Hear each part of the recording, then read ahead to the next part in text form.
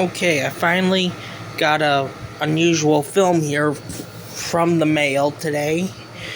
Usually, Blackhawk Films, if any of you ever heard of this company, they mainly produced lots of Laurel and Hardy comedies, short reels. They produced a lot of locomotive films, which is what they're best known for.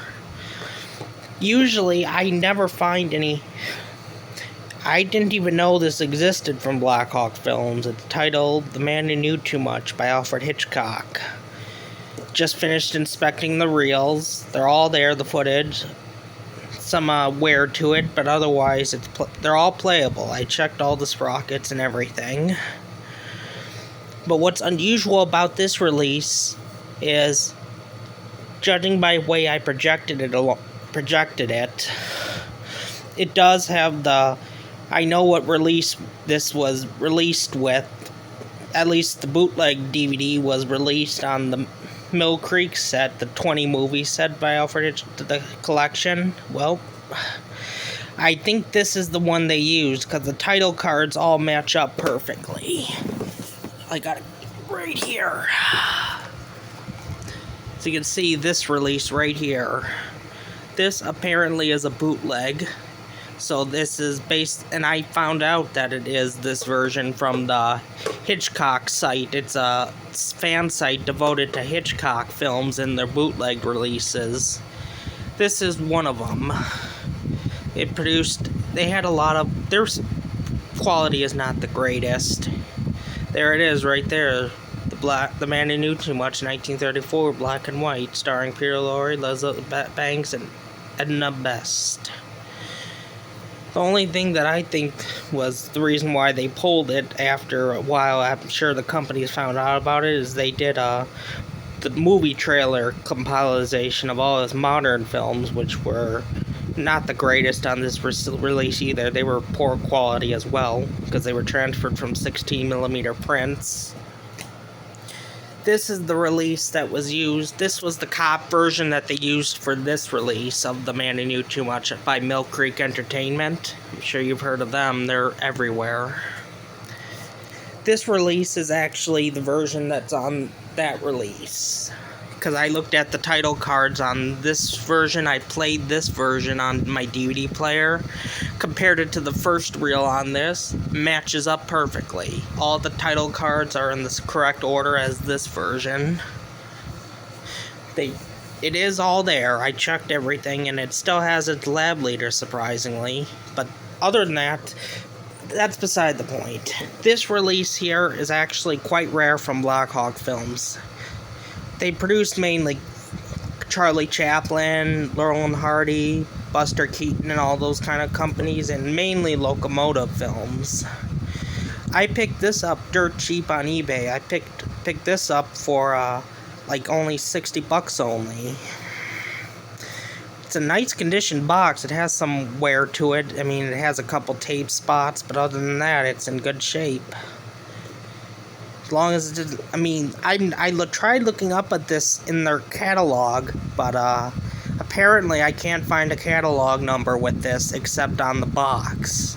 I cannot find a digital version of the catalog with this title in it. So obviously this is a rare release. Obviously. The most common version is the Niles Film Products version, which is the same length, but this one, Niles Films version, is too dark, the image. I used to have a copy of it, but I sold it because I didn't like the quality of it. This version is more original to the lighter image. It's clearer, better. You can actually see the image when you project it.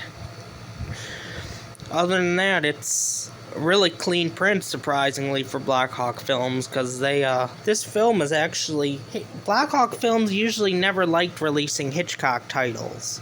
Mainly it was Niles Film Products that did. They were from Indiana Avenue, I guess. I don't really remember, but this title was hard to find on Blackhawk Films. I have never seen many copies of this film. I've only seen one other one like this, but it was in 16mm. This is Super 8 sound. the full film, and I did inspect it. As again, I inspected it because I wanted to make sure, see if I could see if this is the release that has this version. They copied it from this print right here. I know they did because it's in the, because back then when this release was released, these British Hitchcocks were still in the public domain, and so you can see there's a picture of it right there of the second image. That's the clip from The Man Who Knew Too Much right there.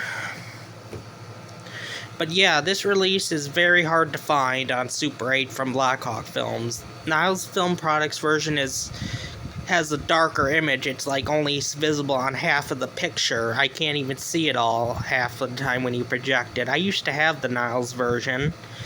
Unfortunately, I sold it, but I'm glad I did because I got this version instead that actually has better image quality. It's more crisp and clean.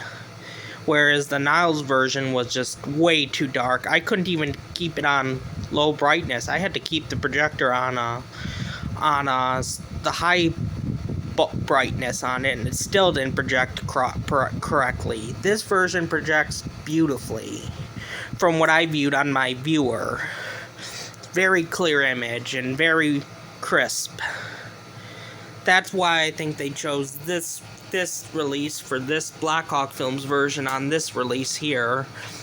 And I can show you what I mean by that, how bad quality they are. As you can see, there's no DVD slits, they just have them in little paper sleeves.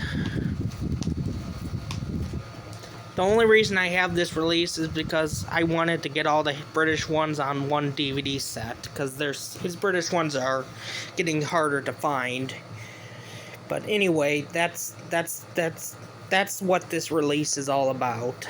This release was used on the DVD. That's how I found out that this version was there, from the Hitchcock site. There's actually a site called that shows a list of what bootlegs were released and stuff like that, and companies that produce bootlegs.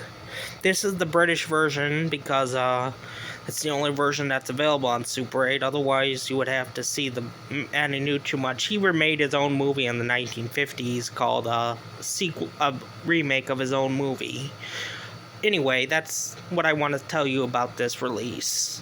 This release is hard to find from Blackhawk Films. I had a hard time finding a second print of this. The only versions I've seen are the Niles prints, which are they weren't really greatly reproduced. This Blackhawk Films is a good company. They produce a lot of clear image quality that's not on Niles. Anyway, that's enough talking about this film. Thank you for watching. More to come later.